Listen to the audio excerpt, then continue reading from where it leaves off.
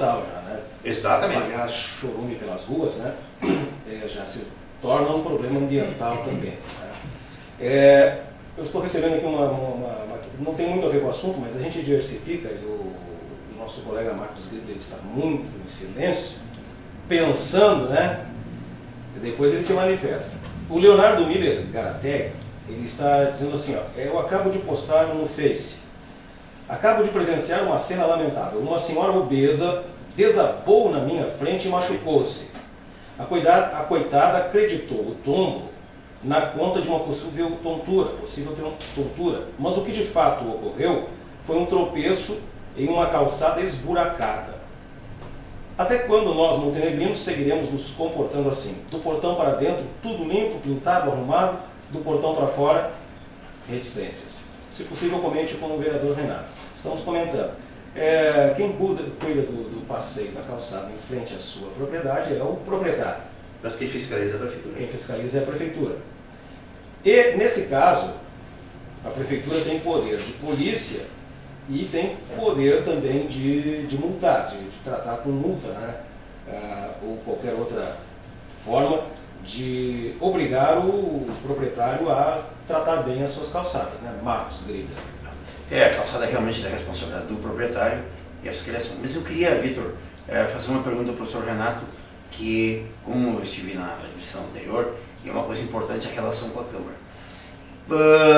Nós tivemos também problemas com relação com a Câmara, todos têm, o presidente da República tem, o governador tem, todos os prefeitos têm. Mas me parece, assim, a princípio, muito cedo para estar havendo uma relação como se vê hoje, né? Muito cedo. Eu lhe pergunto, nós temos um vereador do PMDB, Joacir, que está efetivamente apoiando totalmente o governo atual. Nós temos um vereador do PDT, Roberto Bratz, bastante crítico, tanto como o senhor, em relação ao governo. Como é essa relação? Como deveria ser? Como é essa relação? O que está havendo na relação legislativo e executivo no início do governo? Primeiro, eu gostaria de responder a pergunta do Leonardo, meu amigo Leonardo. Um abraço para o Leonardo. Um grande urbanista, né, tem um carinho, respeito. Eu tenho a pretensão de trazê-lo aqui um dia para falar. E ele conhece muito de cidade. Urbanidades. E também de preservação do movimento histórico. Isso, né? isso. É um gigante, é um lutador. É um belo de um rapaz, foi meu aluno no ensino fundamental, então tem um pouco... Uma das melhores cabeças de Montenegro. Ele foi lapidado, né? Como dizia Que humildade, né? Não, é humildade. Não, além de tudo, humilde, viu, João? Muito humilde. Explosivo, inteligente e humilde. Esse menino é lapidado, né? Lapidado pelo professor Renato. Não pelo professor Renato, com certeza não. Mas lapidado pela inteligência dele mesmo, né? E Leonardo da Vinci disse, né? As obras de arte, né? O que é o ser humano? O ser humano é uma obra de arte que você vai lapidando todos os dias, né? E você vai tirando aquilo que é ruim e vai ficando cada vez melhor. Assim o Leonardo é um filho que todo mundo queria ter. É um belo do rapaz, né? Eu tenho um carinho, respeito e admiração muito grande por ele. Mas Leonardo, é a minha preocupação também. Eu sou portador de necessidades especiais, né? Eu tenho muita dificuldade de me locomover, né? E ainda mais nas ruas da nossa cidade e de forma das calçadas mais ainda, né? Nós temos calçadas que têm subidas, né? Na mesma calçada você às vezes tem degrau, né? Isso é lamentável. Eu já trolei, né? Me chamam de troller na internet. Mas eu estava aquela campanha de acesso, né? De acessibilidade às calçadas, né? A famosa rampa, né? Para os cadeirantes. Mas aí o cadeirante acessa a calçada por uma rampa bem feitinha, bem projetada, e cai no próximo buraco. Exatamente. Sobre a calçada. Que é do proprietário, não é? Do proprietário. Responsabilidade da prefeitura. Exato. E é importante... Isso é uma coisa que tem que se colocar em nós, né, felizes proprietários de alguma coisa, que deve ser cuidado. Né? Não é só para embelezar a nossa residência, mas principalmente no centro da cidade, onde o fluxo de pessoas é grande, que nós cuidemos das calçadas e não fiquemos só reclamando do poder público, né, quando está em nós o fazer.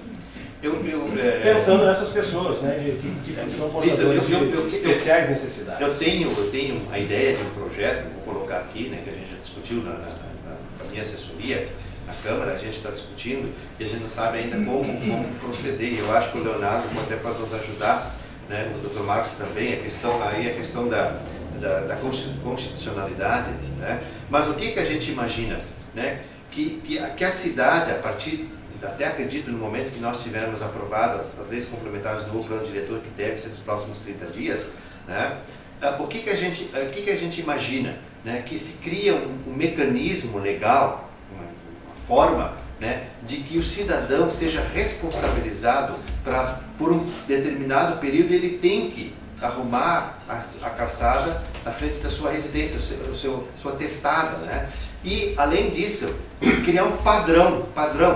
E o padrão deverá ser discutido pelos urbanistas, né? Que tipo de calçada nós queremos? Né? Existem pedras, existem formas. Nós queremos piso, cimento, liso, nós queremos... Hoje se faz, cada um faz do seu jeito, não existe uma padronização. Eu imagino que nós devíamos discutir isso com a quadra. Isso é um mal brasileiro. Né? Vamos dar um exemplo, vamos discutir os moradores da quadra entre a Santos Dumont, a Ramiro Baceleta, Santos Dumont e Oswaldo Aranha. Vamos sentar com os moradores, todos daqueles ali, proprietários de lancherias, de lojas, que tipo de calçada nós vamos fazer aqui.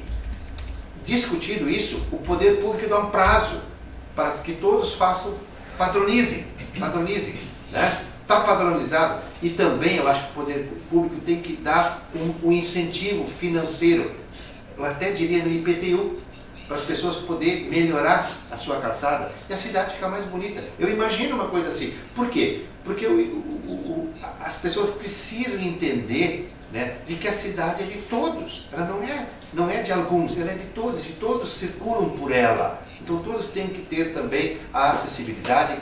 Então, Leonardo, me preocupa muito isso. Quero discutir isso na Câmara. Eu acho que o Leonardo é uma pessoa que pode nos ajudar nesse sentido, né? E eu acho que vamos fazer...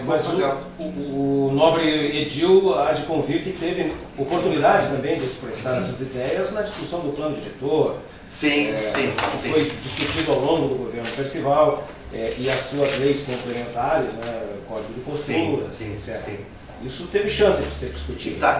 O plano diretor, né, nós terminamos a discussão na última quarta-feira, o debate interno da comissão sobre o Código de Obras. Ele está pronto, né? Então ali nós estamos apresentando, a nossa comissão vai apresentar para o plenário algumas emendas supressivas, né? Algumas alterações, né? Mas na verdade assim, permanece o plano diretor na sua essência, não há assim, alterar significativamente, mas sempre no sentido de melhorar o texto, né? E depois o próprio Poder Executivo tem direito de veto também, né? Mas isso é uma discussão ainda bastante acalorada, né? Mas, com certeza, né, a questão das calçadas precisa sim ser discutida com a sociedade, precisa ser discutida com os urbanistas, com os arquitetos e com a sociedade como um todo. Que nós queremos.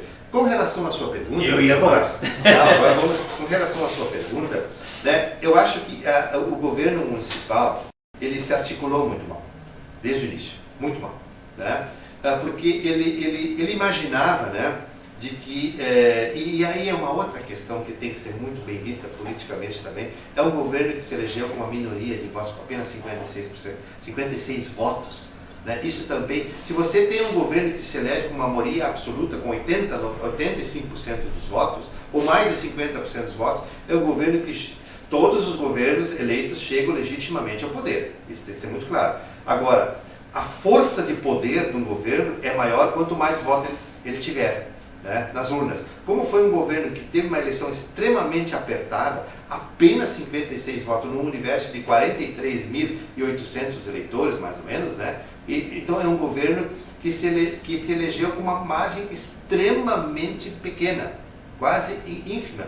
Ora, isso deveria ter dado uma lição ao governo de humildade, de chegar nos partidos, né? Não no sentido assim, se tu fazer parte da base do governo, nós vamos te dar 5 cargos. Isso foi oferecido para mim. Para eu fazer parte do governo, eles iam me dar, eu tinha direito de escolher 5 cargos subalternos. Eu disse, o quê? O quê? O que vocês estão me oferecendo? Para mim foi uma ofensa, foi uma agressão para mim. né? Um governo não se discute com cargos, um governo se discute com ações, com políticas públicas. É isso que eu queria discutir, mas não se discutia políticas públicas. Então, o que nós vemos?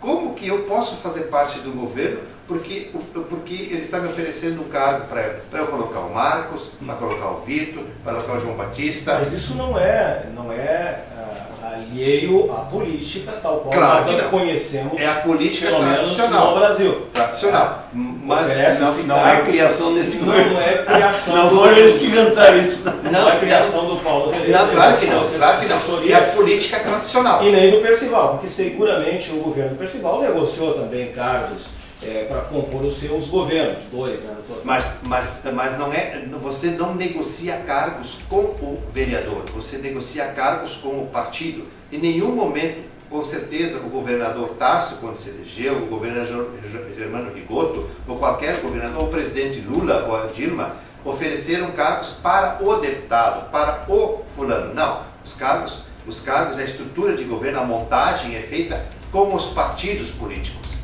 Isso não foi feito. Não foi feita uma discussão com partidos políticos, mas sim se partiu para locupetar, para, vamos dizer, entre aspas, comprar o voto do vereador na Câmara. Ora, isso para mim não é dignidade. Eu não aceito esse tipo de coisa.